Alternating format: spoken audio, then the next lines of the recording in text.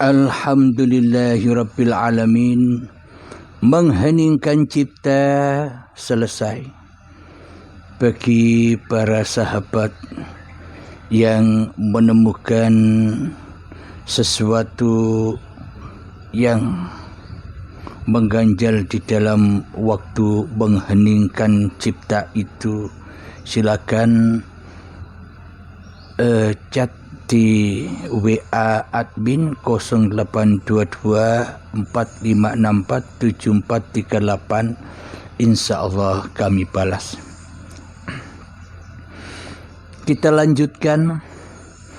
Bagaimana mungkin kita melihat senyuman Tuhan sementara di dalam hati kita yang jadi Tuhannya hanyalah diri kita sendiri?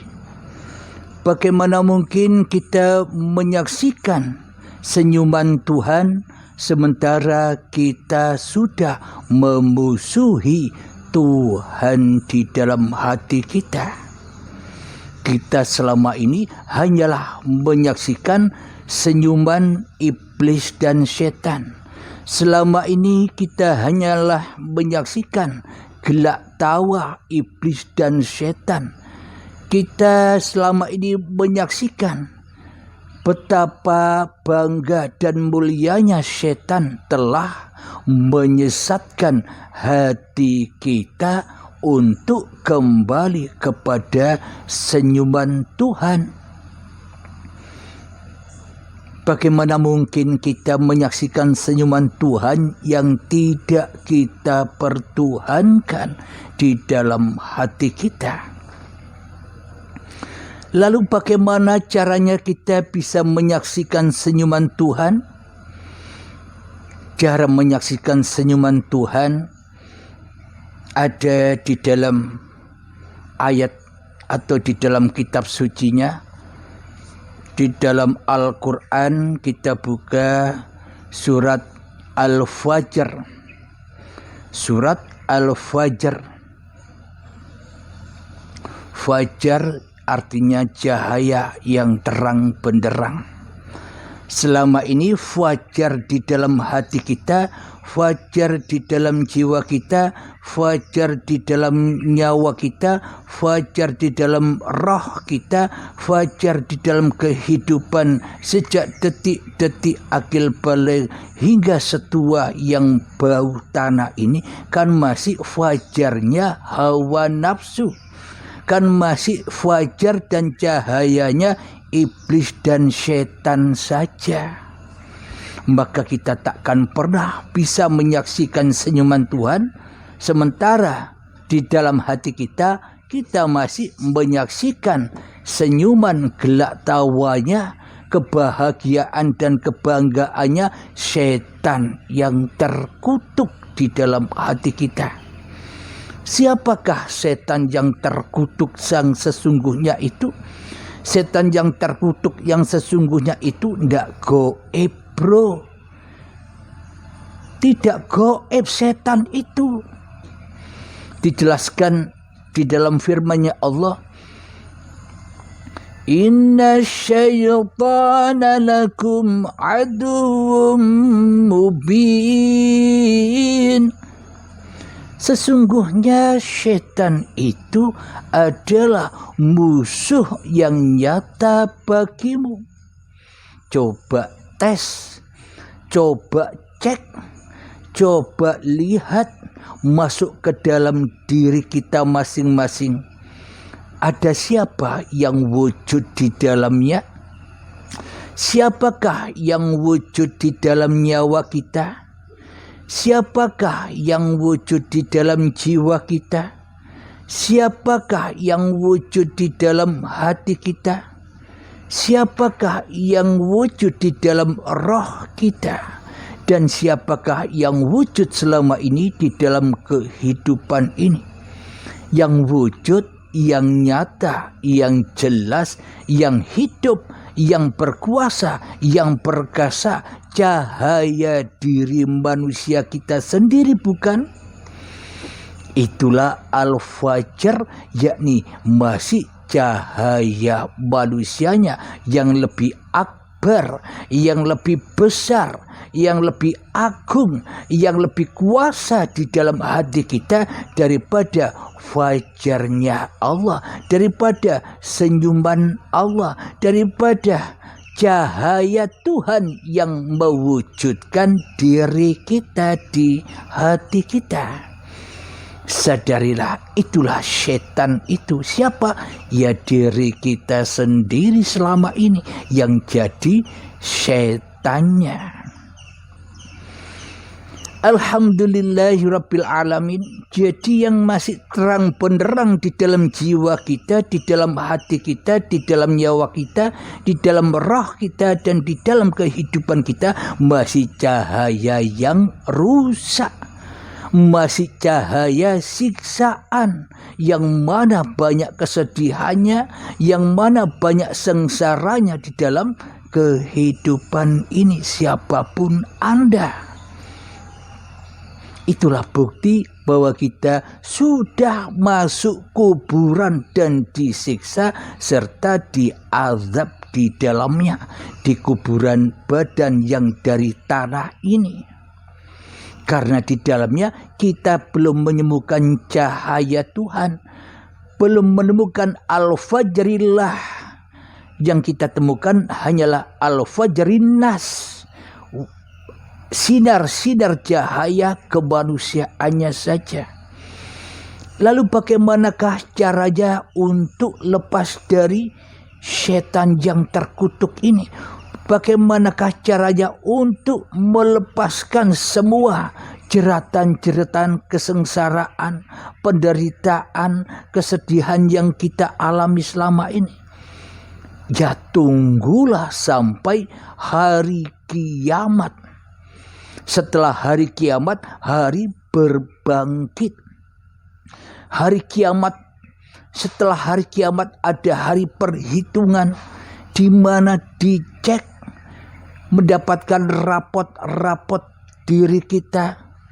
Bagi masih yang belum beriman, menerima rapotnya merah semua dengan tangan kirinya. Tapi bagi yang sudah beriman, sudah taubat kembali kepada Tuhannya, ya akhirnya dibangkitkan oleh Allah untuk menuju akhirat, kembali pulang kepada Tuhannya. Berakhirlah kemanusiaannya, maka bertemulah ia, kembalilah ia ke alam kejadiannya, ke alam asalnya, dari goib menjadi goib, dari tiada menjadi tak ada, yang wujud, yang nyata, yang hidup, yang berkuasa hanyalah Tuhan yang menciptakan kita. Bagaimanakah cara melepaskan itu semua? Bagaimanakah caranya kita terbebas dari siksa-siksa dan azab-azab kubur yang ada di dalam jiwa kita selama ini? Ya heningkan dirimu. Belajar hening itu agar ketemu dengan senyuman Tuhanmu, agar kita bisa kembali kepada lillahi ta'ala. Jadi para nabi dan bahwa para nabi dan para rasul itu diutus ke dunia ini untuk memperingatkan seluruh manusia agar kembali bertemu dengan Tuhannya, agar segera pulang dari azab yang pedih di dalam dunia ini, agar bisa tersenyum menyaksikan senyuman Tuhannya. Alhamdulillahirabbil alamin. Mari kita buka di dalam surat Al-Fajr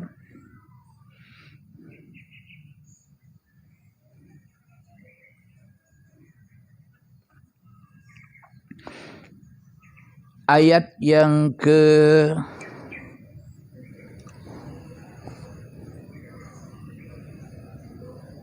27 sampai ayat yang ke-30.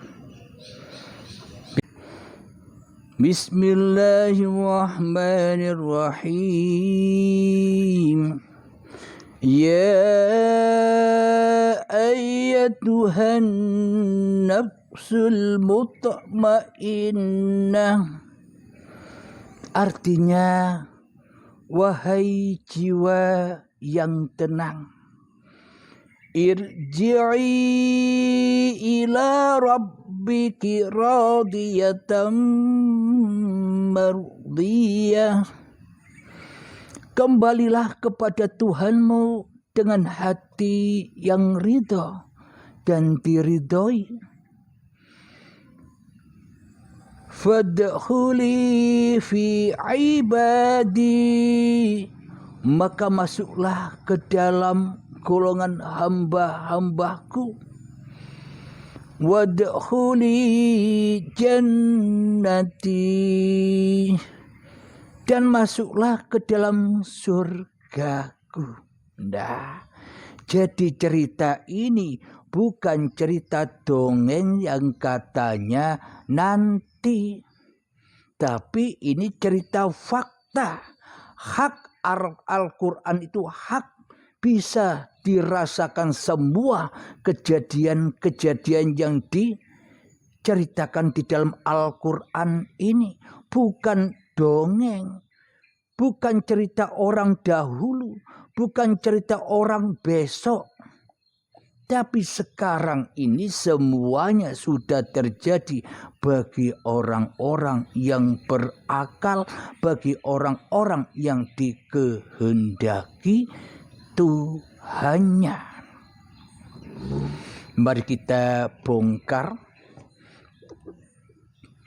ayat ini, kita kaji secara mutasabihatnya, makna yang tersirat, makna yang tersimpan selama ini, yang tahu hanyalah Tuhan yang merahasiakan semua ini dari hamba, dari manusia yang telah mensekutukannya.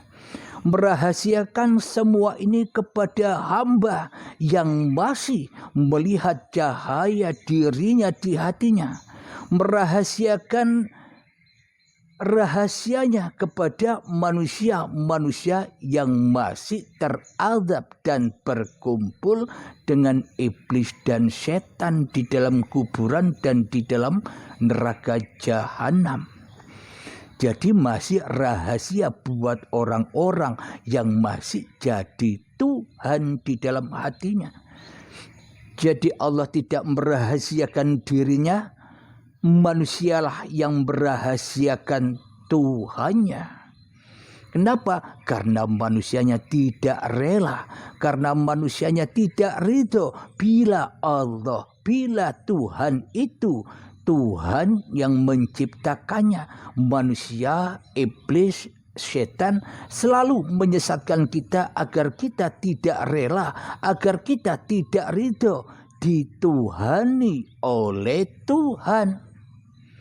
Kita tidak rela, tidak ridho bila hati kita lillahi ta'ala, senangnya, cintanya linafsi, masih membaca Al-Fajrin Nas, cahaya-cahaya manusianya yang kerap menjadi Tuhan di dalam hati kita. Bismillahirrahmanirrahim. Ya ayyatuhan nafsul mutmainnah, wahai jiwa yang tenang. Siapakah jiwa-jiwa yang tenang itu? Bila di dalam hati kita masih ada cahaya kemanusiaannya, cahaya manusianya lebih akbar daripada cahaya Tuhannya, cahaya manusianya masih lebih mulia daripada cahaya Tuhannya, cahaya manusianya masih merasa hidup daripada cahaya Tuhannya, cahaya manusianya masih merasa berkuasa atas segala aktivitasnya daripada cahaya Tuhannya, maka bagaimana mungkin jiwanya bisa tenang? Jiwa kita selama ini meronta-ronta kesakitan. Jiwa kita selama ini meronta-ronta di dalam kesedihan dan di dalam azab bala yang pedih. Kita ditakut-takuti dengan berkurangnya harta kita. Kita ditakut-takuti dengan dengan ketidakcukupan di dalam berbelanja atau menyedekahkan, menginfakkan untuk keluarga kita, ditakut-takuti besok makan apa, nanti kita bagaimana, anak-anak kita bagaimana sekolahnya, biayanya besar. Kita ditakut-takuti oleh apa yang kita cintai di dalam hati kita. Ditakut-takuti dengan anak, istri, suami, ditakut-takuti dengan kebutuhan-kebutuhan kita, ditakut-takuti dengan kemewahan-kemewahan dan cita-cita kita. Semuanya serba menakutkan dan penuh dengan penderitaan. Bagaimana mungkin jiwa kita bisa tenang bila kita masih merasa jadi Tuhannya atas semua itu? Jadi bagaimanakah agar jiwa kita bisa tenang? Wahai jiwa yang tenang, caranya bagaimana? Di dalam melatih hening itu untuk melatih ketenangan jiwa agar kita tidak jadi Tuhan lagi di dalam keheningan itu. Agar kita menemukan cahaya Tuhan ketika kita sudah menerobos, menyingsing, menyikap rahasia atau cahaya manusia kita. Jadi cahaya manusianya harus dimatikan agar gelap manusianya. Maka ketika sudah gelap manusianya, sudah tak ada manusianya, sudah gaib manusianya, sudah mati manusianya, maka nyatalah cahaya yang terang benderang, yakni al-fajrillah, cahaya Tuhannya yang ternyata selama ini mewujudkannya. Cahaya Tuhannya yang ternyata selama ini menghidupkan manusianya. Cahaya Tuhannya yang selama ini mengatur atau menggelar semua aktivitas-aktivitas ciptaannya. Maka dari itu, irji'i ila rabbiki radiyatan mardiyah.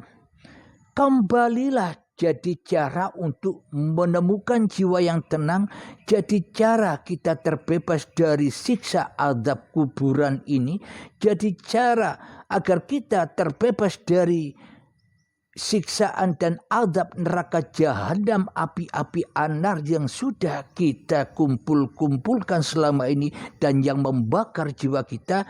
Marilah kita kembalikan kepada Tuhan dengan hati yang ridho, maka Allah meridhoimu.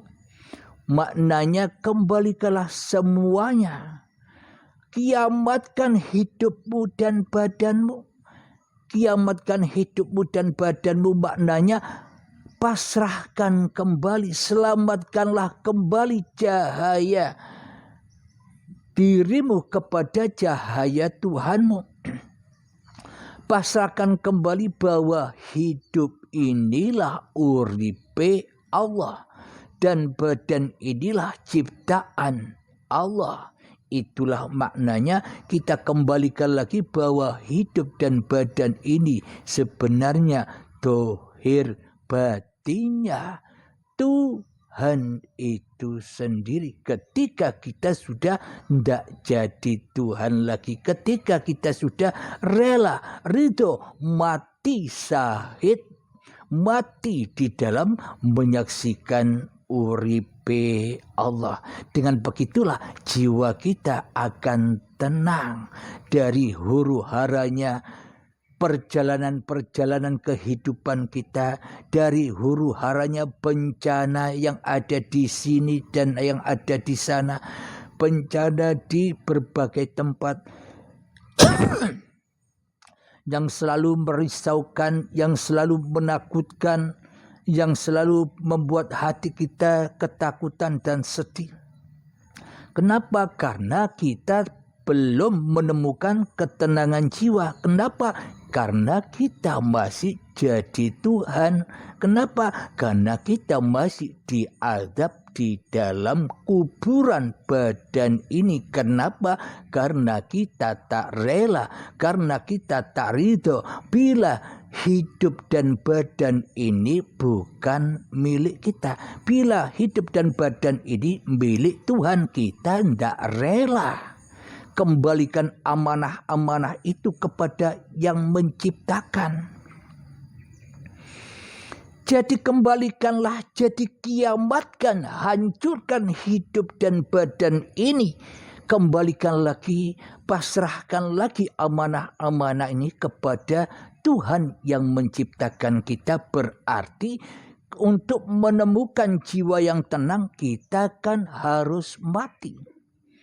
Untuk menemukan jiwa yang tenang, kita tidak jadi Tuhan lagi. Jangan berkuasa lagi di dalam dirimu. Jangan menjadi Tuhan lagi di dalam nyawamu. Jangan menjadi Tuhan lagi di dalam jiwamu. Jangan menjadi Tuhan lagi di dalam hatimu. Jangan menjadi Tuhan di dalam rohmu. Jangan kau akui semua milikmu. Itulah tanda kiamat, penantian yang panjang di dalam kuburan ini. Inilah yang dimaksud alam barzah, alam penantian, disiksa, diadab kita di alam penantian, diilustrasikan, diceritakan di dalam alam barzah. Matahari sangat dekat, satu depa akhirnya membuat kita panas, kadang berkeringat saking panasnya, sehingga membasahi mata kaki kita, menenggelamkan mata kaki kita, menenggelamkan lutut kita, menenggelamkan pusar kita, menenggelamkan bau kita, hingga menenggelamkan seluruh badan kita. Kita disiksa di dalamnya dengan berbagai macam urusan dunia yang jauh dari cahaya Tuhan. Maknanya kita hidup selama ini di dalam cahaya setan, ya digodok dengan siksaan-siksaan yang pedih. Karena kita sendiri, kenapa kita suka tinggal berkumpul bersama setan di dalam neraka yang memanaskan ini? Itulah alam barzah yang katanya nanti itu. Bagi orang-orang yang belum bertuhan, ya tidak percaya bila alam barzah, alam kubur, siksa kubur, adab neraka, hari kiamat, hari kebangkitan, wassiratul mustaqim, hari timbangan, surga, neraka, dan bertemu wajahullah itu terjadinya sekarang ketika manusianya masih ada. Kalau nanti sudah mati, dikubur di tanah yang luar itu, bagaimana bisa merasakan perjalanan-perjalanan itu? Wong sudah selesai perannya, wong sudah tidak ada lagi dirinya, tidak berkuasa lagi atas hidup dan badannya. Bagaimana mungkin manusia bisa merasakan azab kubur yang di luar itu? Aslinya dari tanah, ya kembali ke tanah. Sempurnanya manusia dari tanah, ya kembali ke tanah. Tidak ada manusia yang kembali bukan ke tanah, karena kejadiannya ya dari tanah. Hidupnya ya kembali kepada uripe Allah. Jadi untuk menggapai ketenangan jiwa, maka kembalikan semuanya kepada Tuhanmu yang menciptakan kamu. Itulah yang dimaksud iman kepada hari kiamat. Kiamatkanlah dirimu. Setelah kiamat mati semua, dirimu dan makhluk semua mati, tak ada, tak wujud, maka bangkitlah wajhullah. Bangkitlah uripe Allah yang selama ini dirampas, dicuri, dirampok oleh manusianya. Siapa yang mengaku-ngaku menjadi Tuhan? Diri kita membisu, tak bisa menjawab. Karena apa? Karena tidak ada. Karena nyawa sudah kita cabut sendiri. Berarti siapa malaikat maut itu? Siapa malaikat Israel itu? Ya kan dirimu sendiri. Kau cabut sendiri dengan keheningan-keheninganmu, Di dalam melatih hening itu kita mencabut roh, kita mencabut nyawa, kita mencabut jiwa, kita mencabut hati, kita mencabut kehidupan ini agar kita pasrahkan kembali kepada Tuhan yang berhak atas ini semua. Inilah yang dimaksud hari kiamat dan hari kebangkitan itu. Nyata bukan? Bukan dongeng, bukan, nyata. Hak Al-Quran ini hak, bukan dongeng. Bukan nanti, bukan dulu, tapi sekarang. Sudah tersedia semua alam-alam yang katanya gaib ketika Tuhannya sudah nyata di dalam hatimu. Nyata semua yang katanya gaib itu. Namun bila Tuhan engkau gaibkan di dalam hatimu, ya semuanya gaib alam-alam itu. Inilah makna mutasyabihat, rahasia Tuhan. Siapa yang menerangkan? Ya Tuhan sendiri. Bagaimana mungkin tanpa uripe Allah ada kalam? Bagaimana mungkin tanpa uripe Allah ada ilmu? Bagaimana mungkin tanpa uripe Allah tidak bisa menyikap rahasia-rahasia ilahi? Yang membuka rahasia ilahi, ya ilahi itu sendiri. Araftu Robbi birobbi. Aku mengenal Tuhanku dengan Tuhanku. Bukan diriku yang mengenal. Tapi manusia, seluruh manusia diperankan oleh Tuhannya. Namun hanya sangat amat sedikit mereka-mereka yang dikehendaki Tuhan untuk mewakili Tuhan, untuk menjadi khalifah, wakil Tuhan. Karena apa? Kebanyakan manusia menjadi ketuanya Tuhan. Tuhan dijadikan wakil, dirinya menjadi ketua. Sehingga fajrin nas, cahaya manusianya lebih terang benderang daripada cahaya Tuhannya. Tuhannya gaib, Tuhannya tidak ada, Tuhannya mati selama ini.